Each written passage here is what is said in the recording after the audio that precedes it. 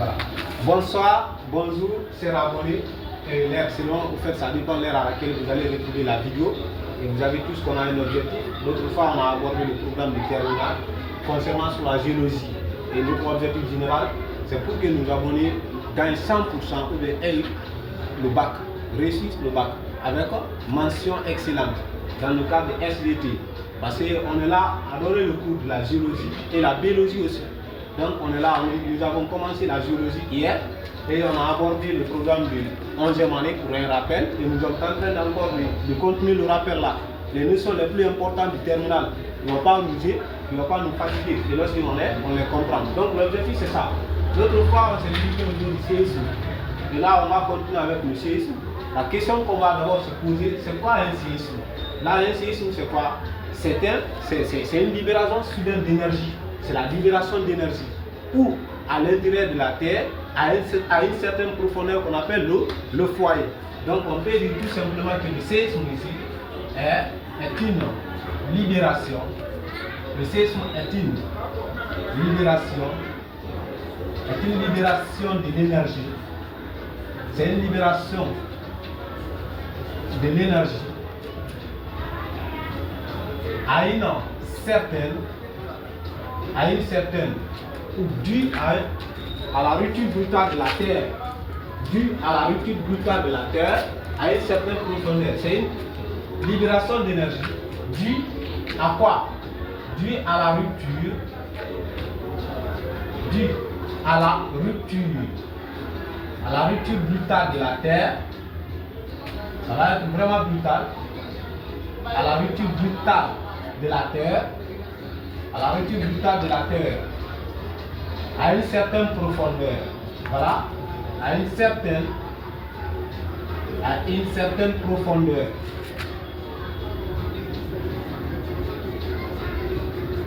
À une certaine profondeur, appelée le foyer. Voilà, on va appeler cette profondeur-là comme le foyer. À une certaine profondeur, appelée le foyer. Voilà, appelez le foyer. Voilà l'énergie. Voilà la définition du séisme. Le séisme, c'est quoi? C'est une libération. On peut dire soudain, ça veut dire rapidement. C'est une libération soudaine de l'énergie due à la rupture brutale de la Terre à une certaine profondeur appelée le foyer. Et lorsqu'il y a un séisme, parce que je peux faire un petit schéma. Supposons ici, c'est la surface de la Terre, la partie superficielle. Ça, c'est la partie superficielle de la Terre. Voilà, la partie superficielle. Et ça, ici, on peut construire ici une certaine profondeur. Ici, là où le séisme prend naissance. Voilà, c'est là où le séisme prend naissance. Voilà, là où le séisme prend naissance. Ici, je vais appeler ça le foyer. Là où le séisme prend naissance, c'est ça qu'on appelle le foyer. À l'intérieur, ça c'est où? C'est à l'intérieur de la Terre. Ça, c'est une certaine profondeur de la Terre qu'on appelle le séisme. Voilà, regardez, le séisme se déclenche par là. Là où le séisme se déclenche, le lieu là est appelé le foyer. Vous pouvez encore appeler ça comment? Hypocentre. Voilà, ça c'est hypocentre ou le foyer, c'est la même chose. Vous pouvez l'appeler hypocentre ou le foyer. Maintenant, une fois à la surface de la Terre, la partie qui est directement liée ici, cela est appelé l'hypo. Ça, on appelle ça l'épicentre. Ça, c'est épicentre. On va définir les mots là, les deux mots. Voilà, regardez bien. Tout simplement, on va donner simplement une petite définition à travers les schémas. Je parle de l'hypocentre d'abord. On peut dire l'hypocentre comme le foyer, comme vous entendez, à travers le schéma qui est là-bas. On va dire quoi? L'hypocentre, c'est quoi? C'est un endroit situé à l'intérieur de la Terre. Est un endroit situé à l'intérieur de la Terre où le séisme prend naissance. Là où le séisme prend naissance, c'est le lieu là qu'on appelle le foyer, est appelé encore l'hypocentre. On peut dire que c'est un endroit situé à l'intérieur de la Terre où le séisme prend naissance. Donc, c'est un endroit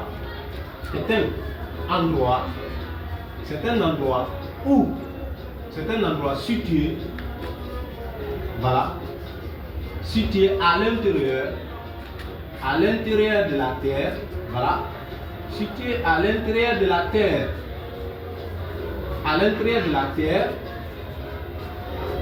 où le séisme prend naissance, où le séisme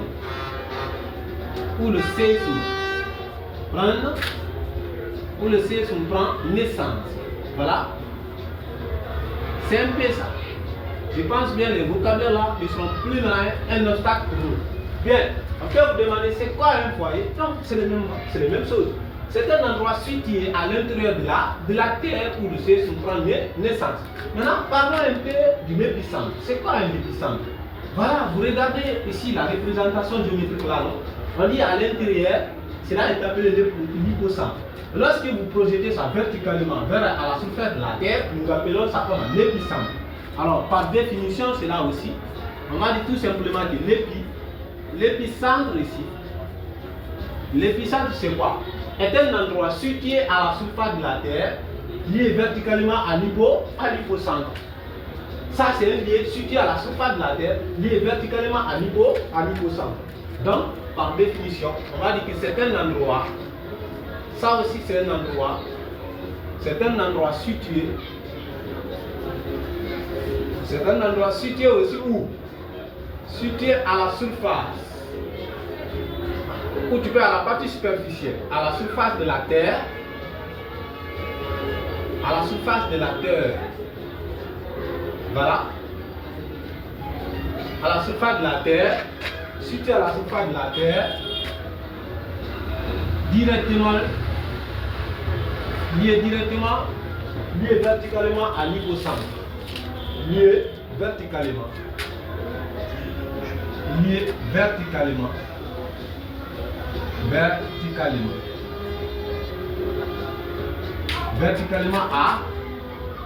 à l'hypocentre. Voilà. À l'hypocentre. Voilà la définition de cela encore. Je pense bien c'est un peu clair comme ça. On peut continuer. Donc, c'est ça le séisme. Maintenant, on se pose la question, quelle est l'origine de ce séisme? Voilà, quelle est l'origine de ce séisme? Et lorsque vous parlez de l'origine du séisme, origine du séisme, l'origine du séisme, voilà, nous savons que c'est à l'intérieur de la Terre. Et l'intérieur de la Terre, pendant le mouvement des plaques, parce que vous avez une fois entendu parler des plaques, on va aborder dans le programme qu'il y a 12 plaques lithosphériques. Ces 12 plaques lithosphériques là, vous avez 3 plaques océaniques et d'autres plaques qu'on appelle. On a 12 plaques lithosphériques. Ces 12 plaques là, c'est réparti en deux. Il y a 3 plaques océaniques et les autres là, c'est les 9 plaques qui vont rester. Donc les 9 plaques mixtes. Voilà. Maintenant, lors des mouvements de ces plaques là, il va y avoir quoi?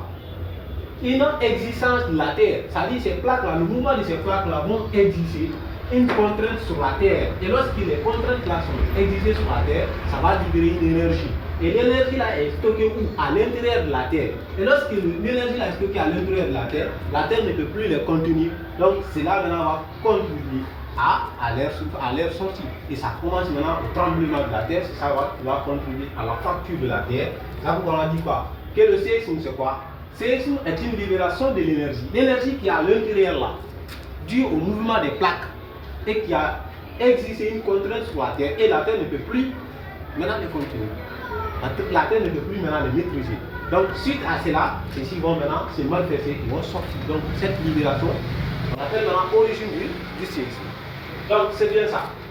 Et si vous voulez, on peut ajouter. Donc on va dire quoi? Donc les mouvements des plaques,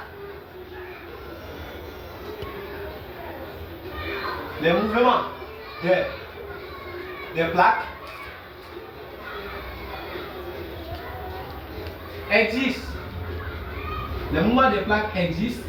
Une certaine contrainte existe, une certaine voilà, exige une certaine contrainte, voilà, une certaine contrainte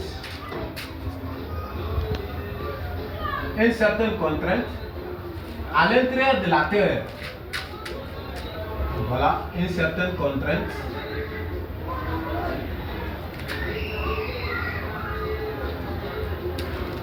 Une certaine contrainte sur la Terre. Hein? Sur la Terre. Une certaine contrainte sur la Terre. Voilà. Et cette contrainte-là va se matérialiser par le stockage de l'énergie. Voilà. Caractérisé, on va dire comme ça. Caractérisé par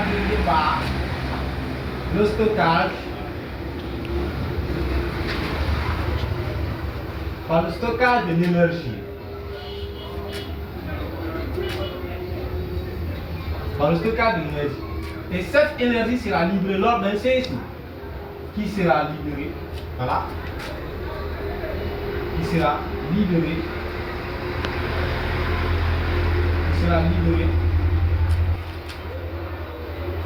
De façon brutale. De façon brutale.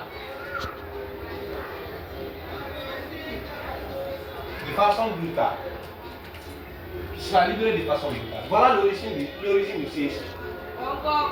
Voilà l'origine du séisme. Maintenant, au fait, à ce niveau, on va s'intéresser maintenant au fait la structure du globe terrestre. C'est-à-dire la structure interne du globe terrestre qui est notre objectif phare. C'est ça le programme du terminal. Bien. Là, le thème 1, on va parler maintenant ici juste le programme du terminal.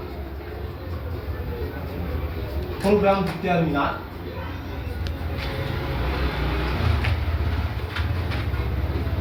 Voilà. Programme du terminal SE. Sciences expérimentales. SE, c'est sciences expérimentales. Dans ce programme, nous allons aborder 5 chapitres. Donc, c'est 5 chapitres que nous allons aborder. 5 chapitres. 5 chapitres. Voilà. Ces 5 chapitres. Le chapitre 1, c'est là qu'on appelle la mobilité de la lithosphère. C'est un mouvement. L'ensemble des mouvements qu'on a fait dans l'introduction, comme par exemple orogénèse, la dérive des continents, l'océanisation. Vous comprenez? Donc ces phénomènes externes, les activités externes et internes de la Terre, mais ici nous avons besoin des activités internes, telles que les orogénèses, l'océanisation, la dérive des continents. Et c'est ces mouvements-là que nous allons étudier ici. Donc on appelle ici la mobilité. Chapitre 1, c'est la mobilité de la lithosphère. Mobilité de la lithosphère. Voilà, de la lithosphère. On va parler, c'est quoi la lithosphère? Inch'Allah. La mobilité de la lithosphère. Voilà, chapitre 1. Et chapitre 2, ici. On va parler ici de la paléontologie générale. La paléontologie générale. La paléontologie générale. Chapitre 3. Nous parlerons ici de l'évolution. Évolution. Voilà l'évolution. Et 4 d'ici. Après l'évolution, 4, on va parler de omnisation. Omnisation. Et enfin, qui est le chapitre 5, nous allons aborder vers l'évolution, c'est-à-dire la théorie synthétique de l'évolution. La théorie synthétique de l'évolution. Et certains appellent quoi? Théorie de darwinisme et néo-darwinisme. Voilà le thème, le chapitre qu'on va aborder. Dans ce chapitre, nous allons parler ici non seulement de la dérive des continents, on va aussi parler de l'océanisation, la subduction, le mouvement des plaques et la conséquence de ces mouvements. Et par là, lorsque nous parlons de la paléontologie générale, on va étudier d'abord c'est quoi la paléontologie, l'objectif de la paléontologie, le but de la paléontologie générale, et ensuite on va étudier quoi? Les fossiles, on va étudier les classifications de ces fossiles, et on va parler de la fossilisation que vous avez fait encore allusion. C'est important, c'est les rappels qu'on est en train de faire ici tout simplement. Et ensuite on va parler de la classification des organismes, que ce soit sur la surface de la Terre ou bien dans le milieu marin. Et là, on parle de l'évolution, l'origine de la vie, l'origine de la Terre. Voilà, on va parler de ça. Et encore, on va parler encore ici les organismes, l'évolution des organismes à l'essai moléculaire, à l'essai de la population etc. Et là, lorsque nous venons ici, harmonisation, ici, qu'est-ce qu'on va parler? Nous parlerons ici exactement c'est quoi l'origine de l'homme, la lignée de l'humanité. Depuis l'Australopithecus jusqu'à Homo sapiens sapiens. On va aborder ça ici. La théorie synthétique de l'évolution, on va parler de quoi ici? Darwinisme et le néo-darwinisme. Voilà ce qu'on va faire. Maintenant, on va introduire ici, simplement, on ne va pas terminer aujourd'hui, mais on va juste introduire une petite introduction générale. Maintenant, arrive là-bas, tu peux enlever ici. On peut enlever la partie là. On parle juste la structure interne de la Terre. Voilà. Ça va nous aider. Gagner un temps. De façon brève, on n'a pas besoin de la leçon. Mais c'est les parties essentielles qu'on va aborder. Ensuite, on va les accompagner par les exercices. Voilà.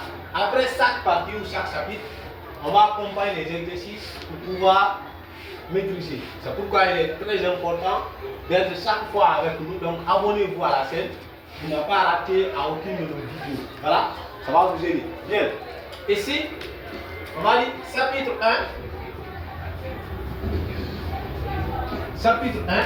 La mobilité de la lithosphère.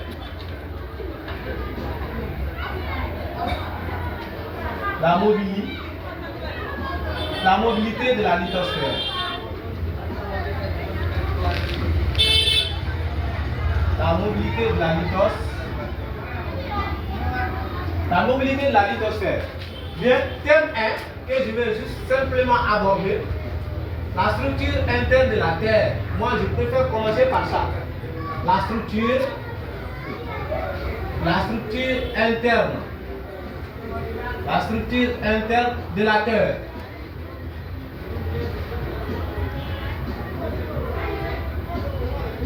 La structure interne de la Terre. Bien. Et lorsqu'on parle en fait de la structure interne de la Terre, on va devoir aborder quelles sont les choses qui sont très importantes pour nous. Ça veut dire quoi? On va parler au fait des zones sismiques. Parce que lors d'un séisme, on vient tout simplement expliquer lors d'un séisme, il va avoir quoi? Le déplacement des zones sismiques. Voilà, onde sismique. Onde sismique. On va avoir le déplacement des zones sismiques. Les zones sismiques là, c'est quoi? Ce sont des vibrations de la Terre. Parce que lors d'un séisme, on avait dit quoi? Que le séisme est la vibration de l'énergie due à la brutalité de la Terre. C'est-à-dire due à la rupture de la Terre. Et lorsque la rupture de la Terre est effectuée, cela est dû à quoi? À une vibration de la Terre. Et si la Terre vibre, comme par exemple lors d'un tremblement, vous allez voir que la Terre est en train de se vibrer d'une manière à une autre. Donc cette vibration, c'est ça qu'on appelle quoi? Les ondes sismiques. Les ondes sismiques est une vibration de la Terre. Voilà, c'est une vibration. C'est une vibration de la Terre. C'est une vibration de la Terre. Voilà une vibration de la Terre. Maintenant, si c'est une vibration de la Terre, cette vibration-là est due à quoi? À les ondes. Parce qu'en fait, cette vibration, on peut dire qu'il y a combien de types de ondes sismiques alors? Maintenant, les ondes sismiques, on va parler de ces types. La typologie. Dans ce cas, nous avons deux types de ondes sismiques. Donc, nous avons deux types. Premièrement, il y a ondes sismiques. Il y a les ondes de surface. Donc, je vais dire ici, ondes de surface. Les ondes de surface. On peut les appeler aussi les ondes longues. Onde de surface est appelée onde longue. Ce sont des ondes L. Onde longue, on dit simplement onde L. Pourquoi on dit onde L? Parce que ceci se déplace simplement à la surface de la Terre. Et si les ondes sismiques qui se trouvent à la surface de la Terre sont appelées les ondes de surface ou l'onde L, donc leur caractéristique principale c'est quoi? Quelle est la caractéristique principale des ondes là? Voilà. Les ondes de surface, ce sont les ondes qui se déplacent à la surface de la Terre. On peut définir ça, vous avez entendu, vous pouvez écrire là-bas. Les ondes sismiques, les ondes de surface, ce sont les ondes qui se déplacent à la surface de la Terre. Donc, les caractéristiques aussi, les caractéristiques principales, c'est quoi? Les ondes sismiques qui sont là, qui se déplacent à la surface de la Terre, ont une vitesse constante. Leur vitesse est constante. Ça veut dire que la vitesse ne va pas varier. Et au cours de la trajectoire aussi, la trajectoire, elle est rectiligne. Rectiligne. Comme un mouvement rectiligne. Voilà. Voilà ce qu'elle a. Sa trajectoire est rectiligne. Ça veut dire quoi? Les zones de surface ne font pas de déviation. Elles ne font pas de déviation. Quel que soit leur déplacement, c'est toujours rectiligne. Comme un mouvement rectiligne. Voilà ce qu'elle a. C'est bien. La vitesse est constante. Pas de variation de la vitesse. Si c'est commencé à 6, c'est jusqu'à la fin du séisme. Les 6 là, elles vont maintenir cela. Donc la vitesse elle est constante. La trajectoire aussi, elle est rectiligne. Ça veut dire quoi? Pas de déviation avec. Donc, quelle que soit la course, mais on dit quoi? Lorsqu'on parle de les dégâts, c'est les zones de surface ou les zones longues qui font beaucoup de dégâts. Donc, les dégâts sont énormes. Les dégâts sont très énormes.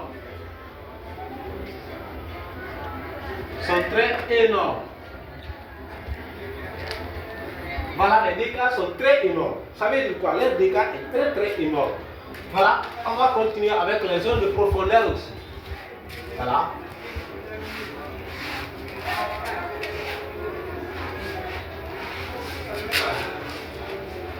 Le tableau là est difficile, hein? C'est pas grave. Assez.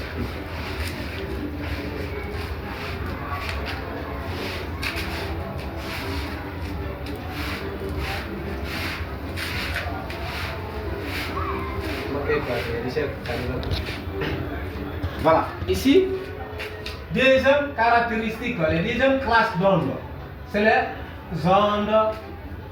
les ondes de profondeur. Les ondes de profondeur. Voilà. Les zones de profondeur. Bien. Les zones de profondeur, ce sont les zones P, les zones S. Les zones P et les zones S. Donc les zones de profondeur, on a deux cas. Premièrement, nous allons trouver non seulement les zones P, ça veut dire les zones primaires. C'est écrit comme ça, primaires. Les zones P sont appelées les zones primaires. Les zones primaires, ce sont les zones les plus rapides. C'est pourquoi on dit primaires. Et elles se déplacent dans toutes les couches de la Terre. Quelle que soit la nature de la Terre, les zones primaires se déplacent. Et la vitesse, elle est variable. Donc, les zones primaires, ce sont des ondes. Ce sont des ondes qui se déplacent. Qui se déplacent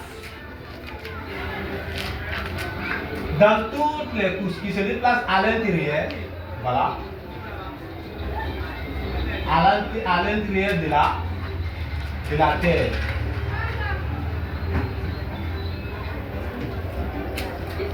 À l'intérieur de la Terre, quelle que soit la couche, quelle que soit la nature de la couche. Quelle que soit la nature de la couche. Quelle que soit la nature de la couche. Merci de la parole. Voilà. Quelle que soit la nature de la couche.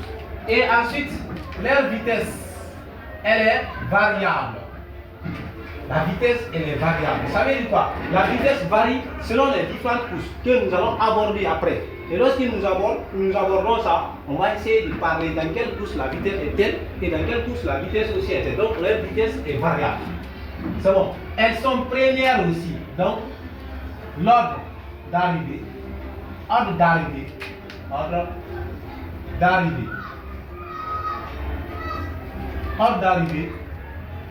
c'est première. Et ensuite, ordre d'arrivée est première. On va parler deuxième classe de ordre profondeur. Ça, c'est les zones secondaires. Les zones secondaires, on peut les appeler tout simplement les zones S.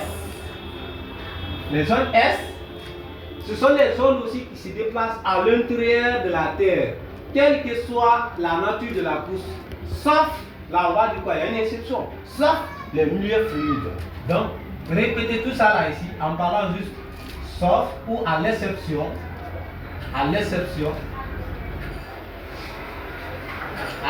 de quoi? Du milieu, à l'exception du milieu fluide. À l'exception du milieu fluide. J'espère bien que vous avez compris ça. On va dire quoi? Les zones secondaires, ce sont des zones qui se déplacent à l'intérieur de la Terre, quelle que soit la couche, à l'exception, quelle que soit la nature de la couche, à l'exception du milieu fluide. Voilà, ça c'est une définition. Il veut tout simplement dire quoi? Que les zones secondaires, ce sont des zones qui se déplacent dans toutes les différentes couches de la Terre, à l'exception du milieu fluide. C'est fini.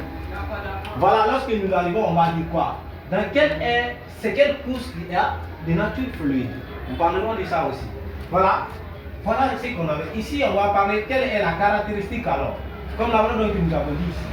Sa caractéristique, la vitesse aussi, elle est variable comme l'autre là. La vitesse, elle est variable. Comme l'autre. C'est bon? La vitesse, elle est variable. Et ici, on va parler de la trajectoire. Hein? La trajectoire des zones premières, elle est déviable. Déviable. Ça veut dire quoi? Elle dévie. Également ici, trajectoire. La trajectoire, elle est aussi déviable. Elle est aussi déviable. La trajectoire est déviable. Et ordre d'arrivée, encore c'est quoi? L'ordre d'arrivée. Ordre d'arrivée, ça c'est secondaire. Donc c'est D. Comme vous avez entendu. Deuxième. Donc en gros, les zones de surface maintenant, ce sont des zones de troisième. Ce sont des zones qui arrivent à la troisième position. Lorsqu'on vous demande, lors d'un séisme, il y a eu le déplacement des zones sismiques. On te demande quelles sont ces zones sismiques, qu'est-ce que nous allons dire? C'est les zones de surface et les zones de profondeur. Ou tout simplement dit quoi? Les zones L, les zones P et les zones S. Ce sont ces trois zones-là. Et là, on demande encore quel est l'ordre d'arrivée. L'ordre d'arrivée, c'est quoi? Les zones primaires arrivent en premier, les secondaires, puis en dernière position, c'est les zones L.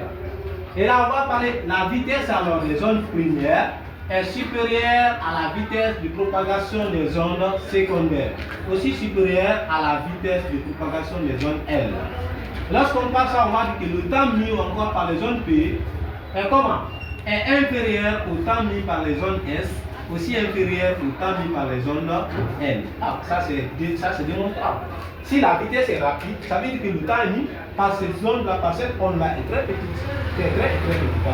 Et lorsqu'on parle de la vitesse là, de ça aussi est plus grande que celle-là. Et si cela est vrai, donc le temps mis par cette onde doit être très petit par rapport à l'autre là. Voilà ce qui se passe. Voilà. C'est ça un peu. Lorsqu'on vous demande maintenant ici, lors d'un séisme, quel est l'appareil, en fait, l'appareil qui va nous permettre aussi d'enregistrer. On parle d'abord de la science qui étudie les zones sismiques, la science qui étudie le séisme. Et cette science est appelée la séismologie. En fait, séismologie. Je vais écrire en bas ici.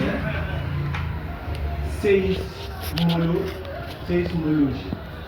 La séismologie est une science qui s'occupe de l'étude du séisme. Alors, les spécialistes,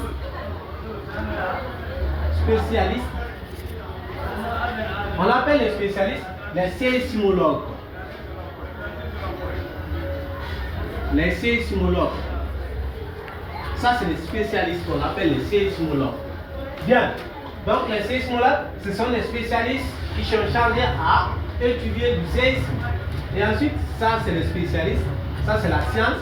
Et ensuite, on va parler encore quel est l'enregistrement lors d'un séisme. Le déplacement des zones sismiques là va permettre à enregistrer. Donc, c'est le déplacement. Ils vont tracer. D'abord, ils vont donner une courbe. C'est le tracé là qu'on a vu. Donc, l'enregistrement. Enregistrement. Enregistrement est appelé quoi? Le séismogramme. Ça, c'est le séismogramme. On appelle ça le séismogramme. Voilà. L'enregistrement là est appelé le séismogramme. Et l'appareil qui permet d'enregistrer apparaît,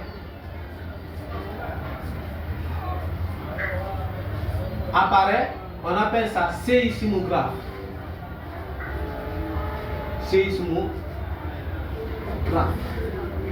Bien, ici, la science là, vous trouvez de séismologie ou de sismologie.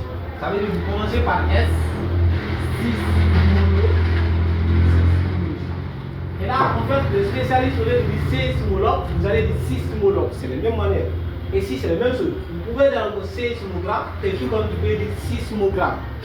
Ici encore séismographe, vous pouvez encore dire sismographe. C'est la même chose. Lorsque vous le voyez dans les vocabulaires en disant définissez les mots, vous allez les définir comme ça. Voilà. Voilà un peu au fait au niveau du séisme dans la structure de la Terre. Donc, arrivé ici, on va se limiter. Et prochainement encore, on va commencer à partir d'ici. On va continuer jusqu'à la fin de notre objectif. Je vous remercie.